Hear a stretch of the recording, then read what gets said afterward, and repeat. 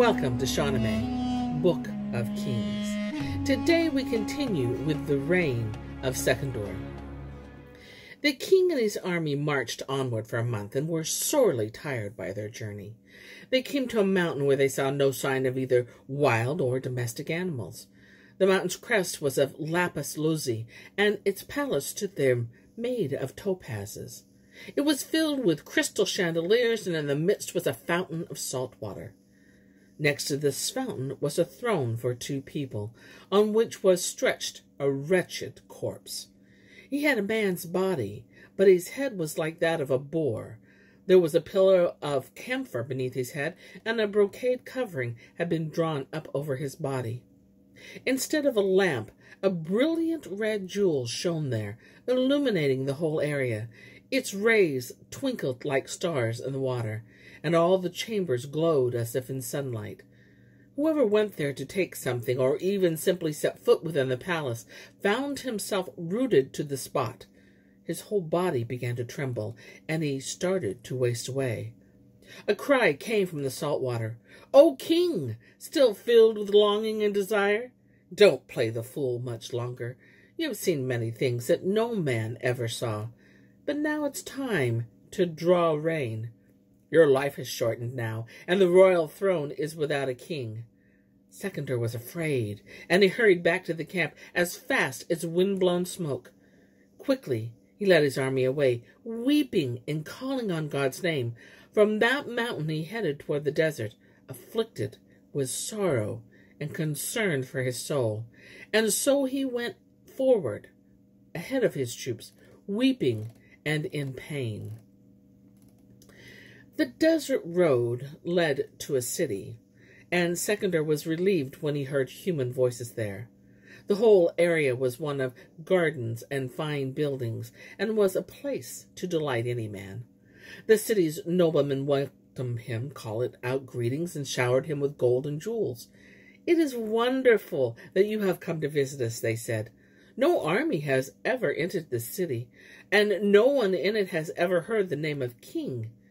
Now that you have come, our souls are yours, and may you live with bodily health and spiritual serenity." Sekandar was pleased by their welcome, and rested from the journey across the desert. He said to them, "What is there here that's astonishing that should be inquired into?" A guide said to him, "Victorious king, there is a marvel here, a tree that has two separate trunks together, one of which is female and the other male, and these splendid tree limbs can speak. At night the female trunk becomes sweet-smelling and speaks, and when the daylight comes, the male speaks." Sekandar and his Greek cavalry, with the nobles of the town, gathered round and listened and said, "What is it that you say that the tree speaks in a loud voice?" The translator replied, "A little after day has disappeared, one of the trunks begins to speak, and a lucky man will hear its voice, and in the dark night the female speaks, and its leaves then smell of musk." Sekandar answered, "When we go beyond the tree, what wonders are there on the other side?"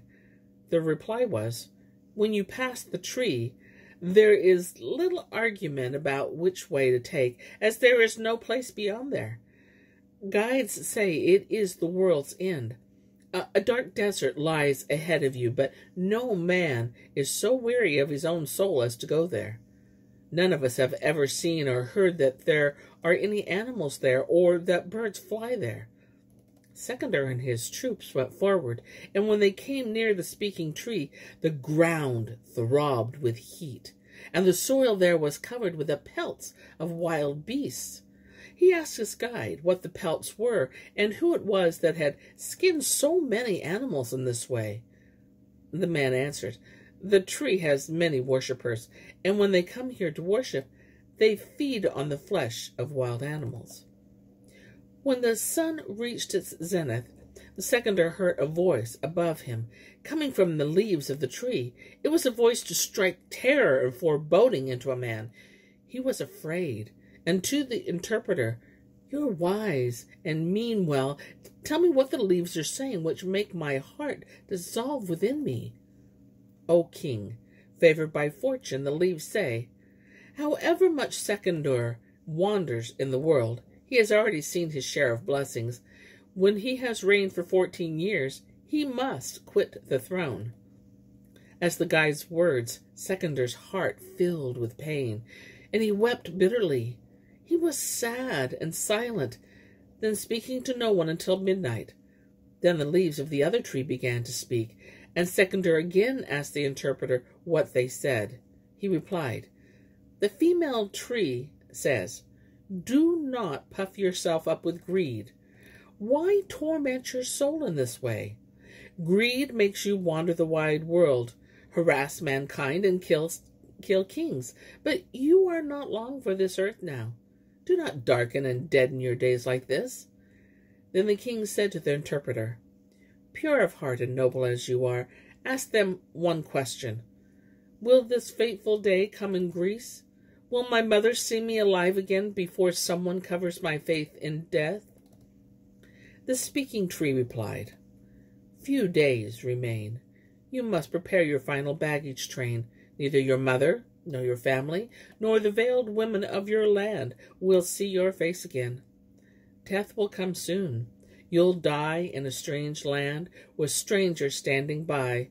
The stars and crowns and throne and worldly glory are sated with Sekandar and his story." Sekandar left the tree, his heart wounded as if by a sword. When he returned to his camp, his chieftains went into the town to collect the gifts from the town's nobility. Among these was a cuirass that shone like the waters of the Nile and was as huge as the elephant's skin. It had 2 long tusks attached to it, and it was heavy. It was hard to lift. There were other things like armor, as well as fine brocade, 100 golden eggs, each weighing 60 men, and a rhinoceros made of gold and jewels. Sekandar accepted the gifts and led off his army, weeping bitter tears as he went. Now, Sekandar led his army towards China. For 40 days they traveled until they reached the sea. There the army made camp, and the king pitched the brocade pavilion. He summoned a scribe to write a letter to the Chinese emperor from Sekandar, the Caesar of cities. The message was filled with promises and threats, and when it was completed, Sekandar himself went as the envoy, taking with him an intelligent companion who was one with him in heart and speech, and who could advise him as what to do and what not to do. He entrusted his troops to the army's commander and chose 5 Greeks as his escort. When news reached the Chinese emperor that an envoy was approaching his country, he sent troops out to meet him.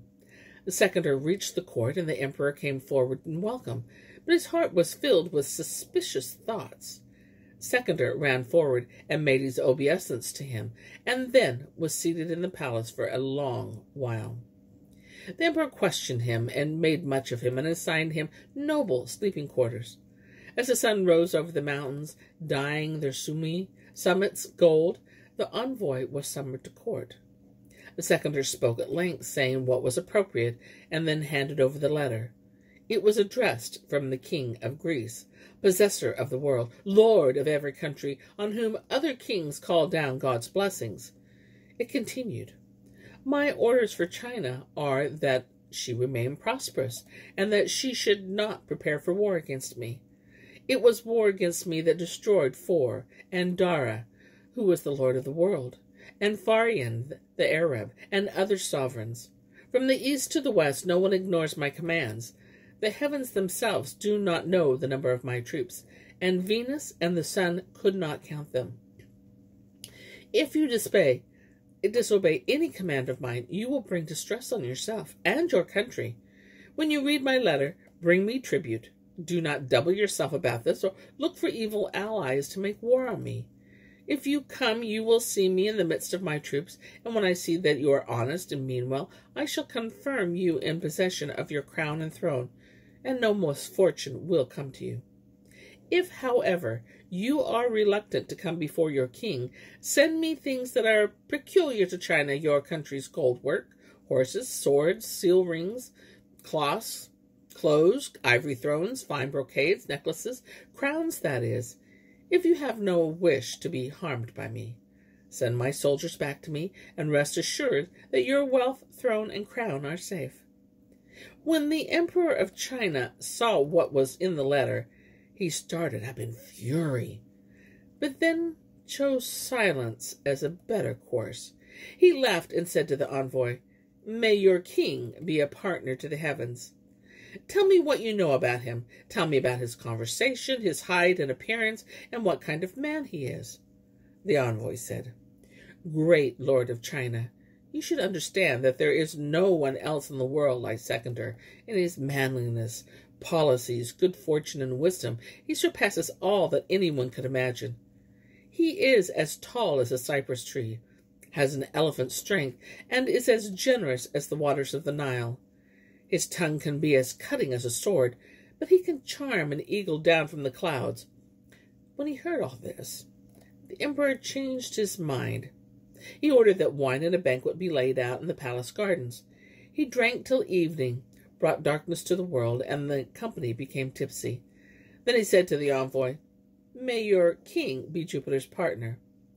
At first light, I'll compose an answer to his letter, and what I write will make the day seem splendid in your eyes." Sekandar was half drunk, and he staggered from the garden to his quarters with an orange in his hand. When the sun rose in Leo and the heavens dispelled the darkness, Sekandar went to the emperor, and all suspicious thoughts were far from his heart. The emperor asked him, "How did you spend the night? When you left, you were quite overcome with wine." Then he summoned a scribe, who brought paper, musk, and ambergris, and dictated a letter.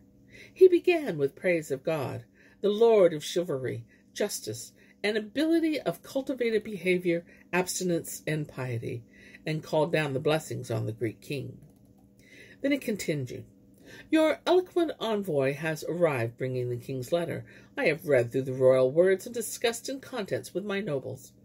As for your claims concerning the wars against Dara, Pharian, and Four, in which you were victorious, so that you become a shepherd whose flock consists of kings, you should not consider what comes about through the will of the Lord of the sun and moon as the result of your own valor and the might of your army. When a great man's days are numbered, what difference does it make whether he dies in battle or at a banquet? If they died in battle with you, this is because their fate was fixed for that day, and fate is not to be hurried or delayed. You should not pride yourself on so much of your victories over them, because even if you are made of iron, there is no doubt that you too will die. Where now are Feridun, Zahok, and Jamshid, who came like the wind and left like a breath? I am not afraid of you, and I will not make war against you. Neither shall I puff myself up with pride as you are doing. It is not my habit to shed blood, and besides, it would be unworthy of my faith for me to do evil in this way. You summon me, but to no purpose. I serve God, not kings. I send with this much riches than you have ever dreamed of, so that there shall be no doubting of my munificence." These words were an arrow to Sekandar's vital organs, and he blushed with shame. In his heart he said, "Never again shall I go somewhere disguised as my own envoy." He returned to his quarters and prepared to leave the Chinese court. The proud emperor opened his treasury doors, since he was not a man who found generosity difficult. First, he ordered that 50 crowns and 10 ivory thrones encrusted with the jewels be brought, then 1,000 camel loads of gold and silver goods, and 1,000 more Chinese brocades and silks of camphor, musk, perfumes, and ambergris. He had little regard for wealth, and it eased his heart to be bountiful in this way. He had 10,000 each of the pelts of gray squirrels, ermine, and sable brought, and as many carpets and crystal goblets, and his wise treasures saw to their being loaded on the pack animals. Then he added 300 silver saddles and 50 golden ones, together with 300 red-haired camels loaded with Chinese rarities. He chose an envoy as eloquent and dignified Chinese sage, and told him to take this message to the Greek king with all goodwill and splendor, and to say that Sekandar would be warmly welcomed at the Chinese court for as long as he wished to stay there. The envoy traveled with Sekandar, unaware that he was with the great king. But when Sekandar's regent came forward and the king told him of his adventures, and the army congratulated him on his safe return, and bowed to the ground before him, the envoy realized that it was indeed the Greek king, and dismounted in consternation. Sekandar said to him, "There is no need for apologies, but do not tell your emperor of this." They rested for a night, and the next morning Sekandar sat on the royal throne. He gave gifts to the envoy and said to him, "Go to your emperor and tell him that I say, you have found honor and respect with me. If you wish to stay, all China is yours. And if you wish to go elsewhere, that too is open to you. I shall rest here for a while, because such a large army as mine cannot be mobilized quickly."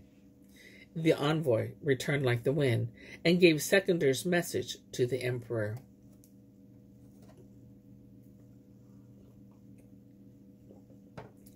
Sekandar, he camped there for a month, and then led his army towards Babylon, and the air was darkened with the dust of their march. They pressed on for a month, and no one had any rest during that time. They came to a mountain range so high that its summit was hidden by dark clouds, as if it was returned to Saturn. The king and his army could see no way forward but over the mountain, and so with difficulty they climbed up towards the crest. The climb exhausted them, but once they saw a deep lake lying below them. Joyfully and praising God, they began their descent, and there was game of all kinds on every side, and for a while the soldiers lived off what they hunted. Then, in the distance, a wild man appeared. He was covered in hair, and his body beneath the hair was a dark blue color, and he had huge ears as big as an elephant's. The soldiers captured him and dragged him to Sekandar, who called on God in his astonishment at being confronted by such a creature. He said, "What kind of a man are you? What is your name? What can you find to live off in this lake? And what do you want from my life?" The man replied, "Oh, king, my mother and father call me Pillow Ears."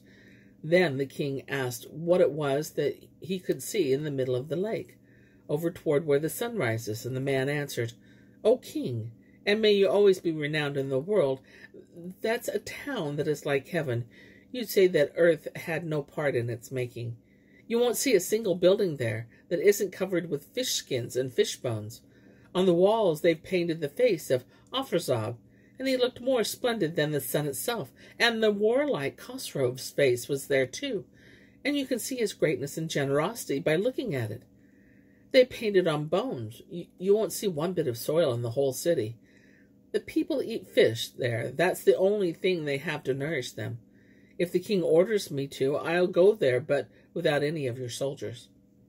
Sekandar said to the man with huge ears, "Go and bring back someone from the town so that we can see something new." Pillow Ears hurried off to the town and soon brought back some of its inhabitants. 70 men crossed the water with him. Some were young, some were old, and they were dressed in various kinds of silks. The older, more dignified men each carried a golden goblet filled with pearls, and the second ones carried a crown, and they came before Sekandar with their heads reverently bowed. They made their obeisance to him, and he talked with them for a long time. The army stayed there that night, and at cockcrow the next morning the din of drums rang out from the king's pavilion, and Sekandar continued the march to Babylon, and the air was dark with dust sent up by his soldiers. The king knew that death was close and that his days were darkening, and he decided that no one in the royal lineage should be left alive in the world, to ensure that no man would be able to lead an army against Greece. With his mind fixed on his arrogant scheme, he wrote a letter to Eurystheus, saying that he would invite everyone of royal lineage to his court, where they were to come unsuspecting of what was in store for them. When this letter was delivered to the Greek sage, his heart seemed to break in two. Immediately he wrote a reply, weeping as if his ink were tears. The king of the world's missive arrived, and he should give up this evil design of his. As for the evil you have already done, think no more of it, but distribute goods to the poor. For the future abstain from evil, and give your soul to God. Sow nothing, but sow seeds of goodness in the world. From birth we are all marked for death. We have no choice but to submit. No one who dies takes his sovereignty with him. He leaves and hands on his greatness to another. Live within limits, and do not shed the blood of the great families, which will make you cursed until the resurrection. And if there is no army or king in Persia, armies will sweep in from Turkestan, India, Scythia, and China, and it would be no surprise if whoever took Persia then marched on to the west. The descendants of the Persian kings should not be harmed so much as by a breath of wind. Summon them to your court, but be generous to them. Feast then, and consult with them. Treat each according to his rank, and see that their names are listed in your pension rolls, since it is from them you took the world, paying nothing for it. Do not give any of them power over another, or refer to any of them as king of the world, but make these royal nobles a shield to protect the West against foreign invasions. Sekandar changed his mind when he read this letter. He summoned the world's nobly born, all who were chivalrous by nature, to his court, and assigned them suitable places there. He wrote a charter which designated the portion of each, with a stipulation that none was to encroach on another's powers. These nobles he would call kings of the peoples. That night Sekandar reached Babylon, where he was joyfully greeted by the local nobility. During the same night, a woman gave birth to an astonishing child that had a lion's head, a human chest, and human shoulders, a cow tail, and hooves. The baby was stillborn, and it would have been better if the woman had no offspring at all, rather than such a monster. Immediately they brought the child to Sekandar, who took it as an omen, and ordered that it be buried. He told his astrologer of the child, who grew pensive and silent. He demanded their opinions, saying, "If you keep anything back from me, I'll cut your heads from your bodies this minute, and your shroud will be a lion's maw." When the king stormed in this way, they said, "First then, as scribes have written at your birth, the lion's emblem, Leo, ruled the earth. You saw the dead child had a lion's head, which means your majesty will soon be dead. The world will be a place of strife until a new king bends its people to his will." The king grew pensive, then replied, "I see. Death comes for which there is no remedy.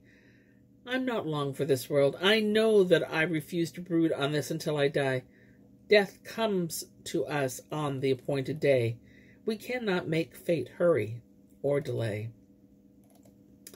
That day in Babylon he fell sick, and he knew that his end was approaching. He summoned an experienced scribe and dictated what was in his heart in a letter to his mother. He said, "The signs of death cannot be hidden. I have lived the life allotted to me in this world, and we cannot hurry or delay our fate. Do not grieve at my death, for this is not a new thing in the world. All who are born must die, be they kings or paupers. I shall tell our chieftains that when they return from the land of Greece, they must obey you alone. I have established those Persians who fought against our armies as lords over their realm, so that they shall have no desire to attack Greece. Our country will be secure and at peace. See that my body is buried in Egypt, and that you fulfill all that I say here. Every year, distribute 10,000 gold coins of my wealth to the peasantry. If Roshnax bears a son, then my name will surely survive. No one but he must become king of Greece, and he will renew the country's prosperity.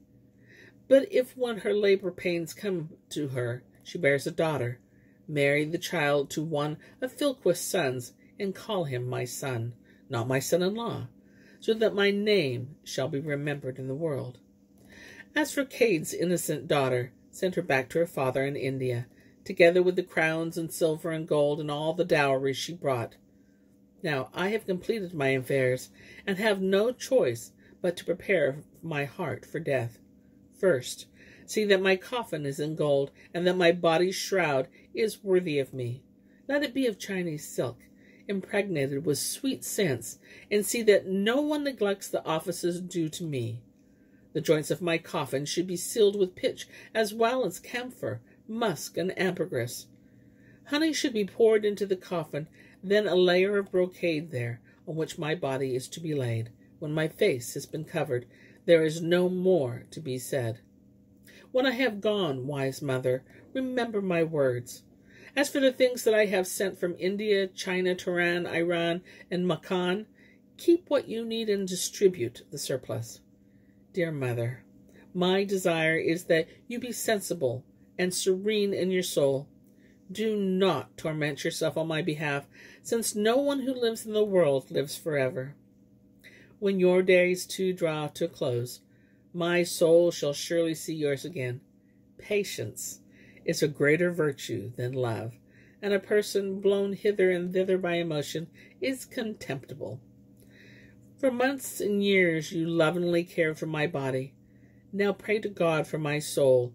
With these prayers you will still care for me, and consider who is there in all the world whose soul is not cast down by death. He sealed the letter, and ordered that it be taken with all speed from Babylon to Greece, to give news that there the imperial glory had been eclipsed. When the army learned of the king's illness, the world grew dark before them. Their eyes turned toward the throne, and the world was filled with rumors. Knowing that he had few days left to live, and hearing of his army's concern, Sekandar gave orders that his sickbed be taken from the palace out to the open plain. His saddened troops saw his face devoid of color, and the plain rang from end to end with lamentations, as if the soldiers were burning in flames. They cried, "It is an evil day, when the Greeks lose their king. Misfortune triumphs, and now our country will be destroyed. Our enemies have reached their heart's desire, while for us the world has turned bitter, and we shall mourn publicly in secret." Then a failing voice from their king replied, "Live humbly, fearfully when I have died, and if you'd grow and prosper, see that you keep my advice henceforth in all you do. This is your duty to me when I'm gone, lest time undo the work that I have done." He spoke, and then his soul rose from his breast. The king who shattered armies was at rest. An ear-splitting wail went up from his troops, and they heaped dust on their heads and wept bitter tears. They set fire to the royal pavilion, and the very earth seemed to cry out in sorrow. They cut the tails of 1,000 horses and set their saddles on them back to front as a sign of mourning. As they brought the golden coffin, their cries resounded in the heavens. A bishop washed the corpse in clear rose water and scattered pure camphor over it. They shrouded their king in golden brocade, lamenting as they did so, then placed him beneath a covering of Chinese silk, his body soaked from head to toe in honey. The coffin lid was fastened, and the noble tree, whose shade had spread so widely, was no more. They passed the coffin from hand to hand across the plain, and as they went forward, 2 opinions began to be heard. The Persians said, "He should not be buried anywhere but here. This is the land of emperors. What are they doing carrying the coffin about the world like this?" But a Greek guide said, "It would not be right to bury him here. If you hear my view, you'll see that I'm right. Sekandar should be buried in the soil that nourished him." A Persian interrupted, "No matter how much you continue this conversation, it won't get to the root of the matter. I'll show you a meadow near here that's been preserved since the time of our ancient kings. Old folk called it Jorm. There is a wooded area there and a lake, and if you ask it a question, an answer will come from the mountain nearby. Take an old man there together with the coffin and ask your question. If the mountain answers, it will give you the best advice." As quickly as mountain sheep, they made their way to the thicket called Jorm, and when they asked their question, the answer came, "What are you doing with this royal coffin? The dust of Sekandar belongs in Alexandria, the town he founded while he was alive. As soon as they heard this, the soldiers hurried from the area. When Sekandar's body reached Alexandria, the world was beset with new disputes. The coffin was set down on the plain, and the land was filled with rumor and gossip. As many as 100,000 children, men, and women flocked there. The philosopher Aristotle was there, and his eyes filled with bitter tears. The world watched as he stretched out his hand to the coffin and said, "Where are your intelligence, knowledge, and foresight now that a narrow coffin is your resting place? Why, in the days of your youth, did you choose the earth as your couch?" The Greek sages crowded round each, speaking in turn, lamenting at Sekandar's death. And then his mother came running and placed her face on his chest and said, "O noble king, world conqueror, whose state was princely and whose stars were fortunate, you're far away from me and seem so near, far from your kin, far from your soldiers here.